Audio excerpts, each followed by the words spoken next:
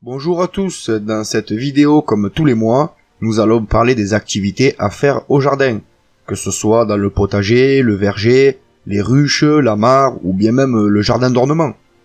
J'essaye comme à mon habitude d'avoir un rendu le plus complet possible et agréable à regarder. Cela risque comme le mois précédent d'être riche d'infos et d'activités à faire. Et ce sera valable aussi l'année prochaine. Plein de choses qui étaient valables le mois dernier le sont encore ce mois-ci. Comme d'habitude, rien ne change. Allez, installez-vous et c'est parti pour cette vidéo. Commençons par la partie potager. Alors, les semis pleine terre, qu'il est possible de faire ce mois-ci, sachant qu'un vieil adage dit qu'au mois de mai, plante ce qu'il te plaît. Pensons quand même au sein de glace, qui se nomme Urbain, Pancrace, Servet et Mamère, qui peuvent faire encore quelques dégâts en montagne, dans le nord et en centre-France jusqu'au 15 mai. Étalons donc les semis et les activités pour les adapter au mieux à nos régions respectives. En pleine terre, avec un semis direct, si ce n'est pas déjà fait, vous allez pouvoir mettre en place directement des carottes et éclaircir celles qui ont été semées le mois dernier. Tous les aromatiques comme le cerfeuil, la ciboulette, l'estragon, le basilic, le fenouil, le persil, l'origan ou même la tétragone peuvent être semés, repiqués ou même divisés. Semez aussi des betteraves et éclaircissez le semis du mois précédent. Pareil pour les éventuels poquets de pois ou de haricots qui sont trop denses. Puis semez à nouveau des haricots et s'il vous en reste, pourquoi pas des petits pois. Semez des endives pour ceux qui savent faire blanchir ensuite. C'est juste carrément génial de se faire ses propres endives. Semez encore des salades pour étaler les récoltes. À ce sujet, je vous ai fait une vidéo sur ma technique rapide pour semer des tonnes de salades très facilement. Vous allez également pouvoir commencer les semis directs de curcubitacées comme la courge, le potiron, la citrouille, les courgettes, etc. Pensez à remettre un petit semis de radis, c'est toujours sympa d'en avoir à croquer en entrée lors des repas. Si vous ne les avez pas déjà fait en godet, on peut encore mettre directement en place quelques poirées, des choux, des melons, des pastèques ou encore concombres, voire même quelques poireaux de façon tardive. On y va mollo, on fait des essais pour voir comment ça se comporte. Un bon gros coup de froid et hop, tout meurt, donc pensez-y et faites-le progressivement. Ce sont des choses parmi d'autres que je vous ai conseillé de faire en godet les mois précédents, et qui peuvent, en mai, petit à petit, aller directement en pleine terre. Parfois, un semis pleine terre rattrape très vite des semis en godet qu'on a fait pousser plus longtemps. Donc c'est pas encore trop tard, et rien n'est perdu. Surtout qu'en mai, c'est une véritable explosion de vie qui nous attend au jardin. Les plantes poussent vraiment très très fort. Les pommes de terre explosent en petits buissons, tous les végétaux poussent à une allure complètement incroyable. Il y a des fleurs de partout et ça devient luxuriant. Le mois de mai est pour moi l'un des plus beaux mois de l'année parce que justement on parle de cette explosion de vie et c'est là que c'est vraiment le plus spectaculaire. Pensez à bien aérer vos petits tunnels et à arroser car par jour de beau temps, la terre séchera vite en dessous. Niveau serre froide, c'est pareil. Entre semis pleine terre sous abri et repiquage des petites plantes que vous aviez en godet, on y va petit à petit, progressivement. Pourquoi pas d'abord installer quelques plantes pour voir comment elles se comportent, attendre une semaine et en ajouter s'il le faut. Pensez aussi sous vos serres à aérer un maximum et à déposer au sol un bon gros paillage. Dans les serres, faut y aller pour éviter de n'avoir arrosé trop souvent. Je pars sur des paillages de 30 cm ou des couches de broyat de plus de 20 cm. Je vous l'avais déjà montré l'année dernière. Cela va nourrir le sol jusqu'à l'automne et ça me fait gagner en eau, à la fois sur le coût et surtout sur le temps que je passerai éventuellement à arroser. Dans les serres, on commence à les remplir avec quelques tomates, des poivrons ou des aubergines, en fonction du temps. Ne faites pas une transition trop radicale pour vos plantes. Essayez de les acclimater un maximum. Sinon, elles vont prendre des chocs, que ce soit hydriques ou thermiques, et elles risquent de bloquer leur croissance. Ça retarderait encore une mise à fruit. Pour ma part, les plantes que j'avais sous néon, dont je vous ai présenté déjà plusieurs vidéos, sont allées en serre froide, il y a quelques jours. Les plantes qui étaient en serre froide, elles, s'acclimatent déjà dehors, toujours en godet. Et dans 10 jours, je pourrai commencer à sortir les plantes de la serre que je viens de mettre. Vous voyez comment le roulement est mis en place, doucement, tranquillement, mais sûrement. Tout le monde va finir en pleine terre de toute façon. Donc, et ça va étaler un maximum les récoltes. Mais au jardin, c'est aussi les premières chaleurs. Pensez à vos tontes pour les paillis, par fine couche, toujours pareil. De la paille, pour éviter au sol de prendre une déshydratation trop profonde. Que les plantes aient le temps de faire leurs racines en profondeur. Évitez aussi les arrosages trop fréquents. On n'est pas encore en pleine canicule, habituez vos plantes à avoir chaud, qu'elles se forcent à faire des racines en profondeur. Si vous les arrosez trop souvent, elles vont avoir tendance à avoir, oui, une belle taille, elles seront jolies et de belles racines, oui, mais les racines seront en surface et ne supporteront pas les premières canicules. Alors profitez du mois de mai pour habituer vos plantes aux premières chaleurs, plutôt douces, comparativement à celles de la pleine saison. Apportez des paillages et des paillis, préparez vos tuteurs, vos irrigations, la saison débute tranquillement. De façon générale, en début mai, quasiment toutes les plantes, même les plus frileuses, doivent commencer à s'acclimater, donc on les sort progressivement. Quelques heures au début, surtout le matin et en fin de journée, surtout en exposition à l'ombre, puis finir au bout de quelques jours en plein soleil, pourquoi pas. Mais quand même, méfiez-vous, surveillez-les, surveillez le vent, il peut très rapidement dessécher vos plantes qui ne sont pas encore habituées à ça. Allez-y tranquillement, mollo mollo. C'est tout un art, l'acclimatation, et une acclimatation bien réussie, c'est une reprise rapide, une montée en fleurs plus tôt, et des récoltes avancées ainsi que des plantes plus résistantes. Niveau récolte, vous pouvez commencer à profiter plein pot des asperges, que ce soit les sauvages, ornithogales, ou celles que vous avez plantées il y a déjà quelques années, sous forme de griffes au jardin. C'est maintenant qu'elles produisent à leur maximum. On y va aussi avec quelques salades, des blettes à cardes, on récolte des radis, les premiers pois ou les premières fèves aussi sont là, tout comme les épinards, quelques oignons blancs, des navets ou des carottes précoces, de quoi faire des bonnes potées. Commencez à repiquer les choux d'automne aussi, et récolter les derniers choux-fleurs. Mais pensez bien à les protéger avec un voile, vos nouveaux repiquages de choux, car les nuisibles vont arriver très très vite, comme Altiz et autres. Les choux cet été ont été extrêmement violents pour moi, comme vous avez pu le voir l'année dernière. Les plantations de pommes de terre sont finies et les pieds commencent à être beaux. Vérifiez quand même de temps en temps que vous n'avez pas un ravageur. Ça peut aller très très vite sur les pommes de terre. S'il vous reste quelques plants, pas d'inquiétude, vous pouvez toujours les mettre en terre, c'est encore temps. Donc regardez bien ce qu'il vous reste, et souvenez-vous entre deux virgules, qu'en mai on sème et plante ce qu'il nous plaît. Alors faites-vous plaisir. Au niveau fruits et vergers, on sort les fruitiers comme les figuiers pour les mettre en pleine terre. On va poser un lit de paille au pied des petits fruits, éclaircir les pommiers ou les poiriers s'ils sont trop de fruits. Comme ça on va obtenir des fruits plus gros, plus juteux, meilleurs en bouche.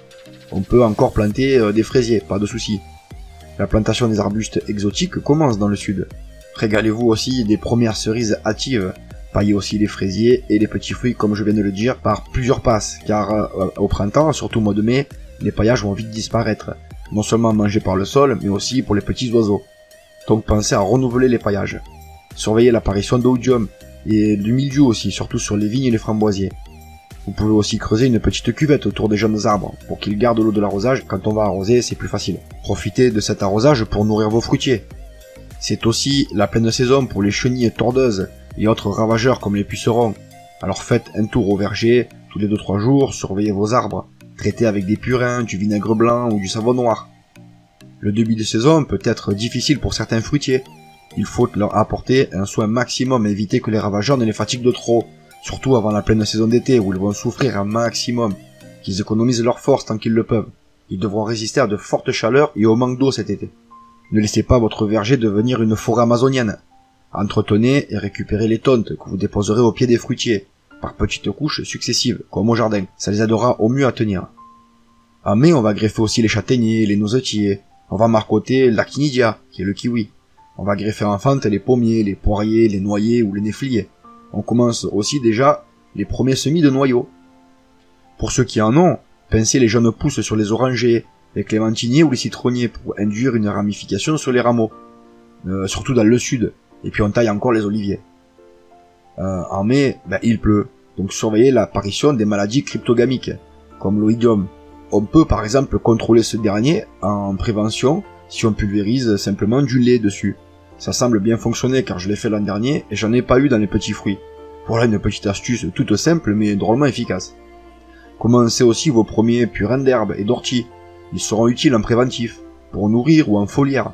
J'ai déjà 2 bidons de 60 litres que je fais tourner pour ce genre de choses. J'en ajoute même à l'eau d'arrosage. Au niveau fleurs et jardins d'ornement, on commence déjà par planter tous les bulbes d'été si ce n'est pas déjà fait. On va tailler les arbustes à floraison printanière qui sont maintenant défleuris. Toutes les fleurs d'été peuvent maintenant être mises en pleine terre ou en jardinière. Vous pouvez encore faire des semis d'annuels, en place directement, y compris les grimpantes, capucines, pommées, pois de senteur, etc. Je vous ai d'ailleurs montré il y a très récemment, dans une de mes dernières vidéos, comment je procède pour faire des carrés de fleurs réussis à coup sûr, et c'est bien sympa à l'œil. Les griffes de muguet se mettent à l'ombre, ainsi on obtiendra de nouvelles fleurs en mai prochain. Faites un éboutonnage des rosiers, supprimez les gourmands des rosiers aussi, les drageons des lilas et de noisetiers. Arrachez les bulbes de printemps qui sont défleuris et poursuivez la plantation des bulbes d'été. Sortez les cactés Les plantes grasses ainsi que les plantes en bac, notamment les lauriers roses. Évitez de les mettre au soleil direct. Une place à la mi-ombre, finalement, c'est pas si mal. Même si en plein soleil, bon, beaucoup résistent. Mais moi, j'ai eu de très bons résultats l'année dernière à les mettre sous abri. Les plantes grandissent bien, elles prennent du volume et il n'y a pas de perte. Et ça va vite avec ce genre de plantes-là. Quand on les met au soleil, ça peut très vite dégénérer et mourir. Donc, faites-y attention. Taillez les arbustes à floraison printanière, ainsi que les haies de conifères. Plantez les arbustes d'ornement, achetés en conteneurs. Taillez et nettoyez les bruyères qui ont fini de fleurir. Faites des boutures, d'hortensia, ça fonctionne très bien, mais essayez-vous au bouturage des lilas, ça fonctionne aussi très bien, tout comme les lauriers roses. Il suffit simplement de prendre les extrémités, un petit bout de 15 ou 20 cm qu'on met dans un verre d'eau, et tac, ça va raciner tout seul. Si vous en avez, vous pouvez diviser les touffes de bambou. Vous y mettez un coup de bêche, et on remet ça à côté, puis ça repart. Faites du marcottage pour tous les arbustes qui ont des tiges souples. Ça fonctionne très bien. On va aussi tailler les lauriers sauces pour favoriser la pousse de nouveau départ. On continue aussi, comme je l'ai dit, la plantation des conteneurs, notamment les fuchsias buissonnants, tout comme le fuchsia ricartoni, toujours splendide dans un massif un peu ombragé. Les hortensias qui préfèrent l'endroit à l'abri avec de l'humidité, on peut aussi mettre des genêts et des choisias. Dans des jardins abrités, sous des grands arbres, c'est juste complètement magnifique. Toujours à l'idée cette organisation par étage et par palier, qui sont du plus bel effet au jardin d'ornement. Plantez pourquoi pas des palmiers à la mi-mai. Vous pouvez aussi choisir des espèces rustiques, comme le Chamaerops humilis, pour les jardins au climat moins favorable. Dans le sud, ou sous serre, on peut aussi s'essayer au bananier ornemental. C'est très sympa dans un jardin avec une touche d'exotisme. Tout comme au potager, les petites annuelles ont une grande importance. Je le répète, semer des capucines, semer les soleils, les soucis, les œillets d'Inde, semer des alices, des nigelles, des centaurées. Allez, mettez des fleurs de partout. Semez du cosmos, des pavots, des cléums. Mettez aussi des roses trémières en arrière-plan du potager ou dans les massifs, c'est super beau. Semez plein de grimpantes, hippomées, cobées, allez, faites, c'est maintenant. Tout comme le mois dernier, les divisions et plantations sont encore d'actualité au jardin d'ornement. Il y a tant à faire, on a beaucoup à s'occuper. Pour le bassin, actuellement c'est la pleine période de reproduction, notamment les grenouilles qui se font désormais bien entendre dans les bassins. Les poissons rouges sont en pleine saison des amours et les koi commencent aussi à s'agiter. Afin de favoriser la reproduction, vous pouvez installer au fond du bassin des plantes qui réoxygènent l'eau et serviront de support aux œufs. Les larves de moustiques qui elles flottent à la surface de l'eau commencent à arriver aussi. Si vous avez un aquarium, en intérieur, pourquoi pas y déposer quelques larves directement, les poissons s'en régaleront, vous les récoltez avec une épuisette. Sinon, il y a plein de petites bestioles dans la pièce d'eau qui vont les dévorer, comme les larves de libellules ou différents coléoptères aquatiques. Le poisson rouge, lui non plus, n'est pas un reste, il mange aussi les larves de moustiques. Les petits gambusis et les batraciens arrivent aussi très bien à réguler ces petits nuisibles. L'arrivée du soleil peut être suivie du développement rapide des algues vertes. Il est possible de commencer à les enlever à la main en attendant que les plantes du bassin aient suffisamment poussé pour prendre toute la nourriture disponible et limiter la formation d'algues vertes par excès de nitrate. Placez aussi des nénuphars dans les paniers afin d'aérer un maximum et de faciliter la circulation de l'eau. Plantez aussi des plantes précoces comme la Ponogeton, l'iris pseudacorus, les sagittaires ou le trèfle d'eau qui vont lutter contre la propagation des algues vertes. Et en plus, c'est une culture très facile.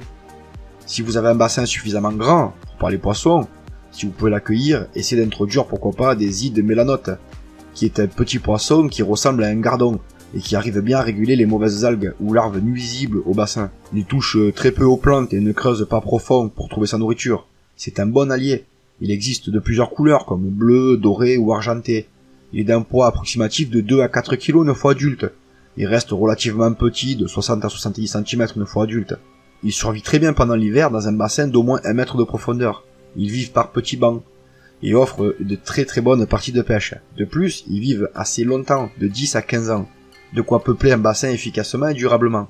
Vérifiez vos filtres et écoulements. Faites un tour pour voir que tout est en ordre de marche et profitez de votre bassin qui lui aussi, tout comme le jardin, est à son niveau maximum de vie. Un bon petit passage au rucher également au mois de mai. Les colonies se sont bien développées. Avec le beau temps et l'abondance de fleurs, c'est la période des graines mielées. Le mois de mai est aussi celui de l'essaimage. À cette période, on va retrouver de partout des essaims à récolter, car certaines reines sont essaimeuses. Ça veut dire qu'elles partent avec la moitié de la ruche et vont aller chercher à s'installer ailleurs, laissant derrière elles une ruche avec des cellules royales qui donneront à la colonie une nouvelle reine aux abeilles restées en place. C'est le moment de vérifier cela. Normalement, le mois dernier, on a déjà prélevé quelques cadres comme indiqué pour faire des nucléi et des ruchettes de fécondation pour obtenir de nouvelles reines. Pour éviter justement les essaimages, comme dit le mois précédent, on va tenter plusieurs solutions comme la division de ruches, donner de la cire pour les pousser à travailler, prélever la reine pourquoi pas pour la mettre ailleurs, surtout dès qu'on voit une fièvre d'essaimage. On le repère tout de suite avec des nuages d'abeilles qui cherchent un nouvel endroit. Pour comprendre ce mécanisme, la reine fait des phéromones en permanence, empêchant les ouvrières d'élever une autre reine. Si la reine se met à diffuser moins de phéromones pour une raison X ou Y, la colonie est prise de la fièvre d'essaimage. On voit cette fièvre dans la ruche car les ouvrières bâtissent des cellules royales beaucoup plus grosses que les autres, et elles sont construites à la verticale, contrairement aux cellules horizontales de mâles, d'ouvrières ou de stockage de pollen ou de miel. Les ouvrières commencent à malmener la reine en lui donnant des coups de tête, puis elles cessent de la nourrir, alors la reine pond moins, et de moins en moins. Elle va commencer à devenir indésirable dans cette ruche. Et on voit aussi que les ouvrières tournent en rond sur la planche de vol, elles savent pas trop comment s'organiser. Puis on observe aussi, en les regardant de plus près, que leurs glandes à cire se développent, et 6 petites plaques de cire apparaissent sur leur abdomen. On peut les voir en la retournant tout simplement. Pour ces petites plaques, en fait, elles sont là parce que les abeilles, elles disent qu'elles sont prêtes à créer de nouveaux rayons de cire alvéolaire dans la future ruche. Ce sont entre autres quelques signes qui prédisent un essaimage à venir. Pour éviter cela, on peut aussi donner de l'espace aux abeilles, en agrandissant le nid à couvain et en plaçant les hausses par exemple. Toutes ces petites solutions mises bout à bout limitent les risques. Il y a aussi des races d'abeilles plus ou moins prédisposées à essaimer. Il faut se renseigner lors de l'achat d'une reine. Pour la mieler, on va disposer les hausses les unes après les autres en prenant soin de mettre la vide au-dessous de la pleine, pour montrer au mieux aux abeilles là où il y a de la place sans qu'elles cherchent de partout, puis en surveillant bien les niveaux de remplissage. Avec un petit appareil qu'on appelle un réfractomètre, on peut mesurer le degré d'humidité de miel dans une hausse, et à partir de 18-20% d'humidité, on peut commencer à prélever le miel, mais faites très attention dans cette phase de prélèvement. Si au regard des abeilles vous faites un quelconque gaspillage en laissant échapper la moindre petite goutte, elles vont se mettre en frénésie et pourraient vous attaquer. Elles ne supportent pas le gaspillage de ce précieux miel. Soyez soigneux pendant cette phase-là. Pensez à en stocker aussi pour nourrir les abeilles ensuite, plutôt que de prendre du sucre industriel pour les nourrir. Le miel est avant tout fait pour les abeilles. Que vous profitiez un peu de cette production, oui pourquoi pas, mais ne remplacez pas leur précieux miel par du sucre vulgaire blanc, car là c'est carrément pas cool. Pour limiter le varroa qui fatigue les abeilles et peuvent faire des dégâts dans les ruches, par accumulation, vous pouvez en mai et en juin placer un cadre à mâle dans la ruche. Un cadre à mâle est soit un cadre de hausse d'Adam placé dans le corps, soit un cadre de corps mais avec seulement une demi-cire placée dans le haut du cadre. Les abeilles vont poursuivre la construction en cellules de mâle. Le varroa préfère les cellules de mâle qui ont une durée d'operculation beaucoup plus longue, ce qui permet un cycle de reproduction en plus. Vous n'aurez qu'à éliminer les cellules de mâle avant l'éclosion pour diminuer naturellement le nombre de varroa qui sera présent dans les cellules. Voilà, je pense qu'on va arriver au bout de cette vidéo. Je vous souhaite à toutes et à tous de joyeuses plantations. N'hésitez pas à me poser vos questions dans le fil, à liker le contenu s'il vous a plu, à vous abonner pour avoir les dernières mises à jour, et si le cœur vous en dit, à nous soutenir via le Tipeee, dont le lien va apparaître à la fin de la vidéo ou dans la description. Merci d'avoir regardé et à bientôt tout le monde.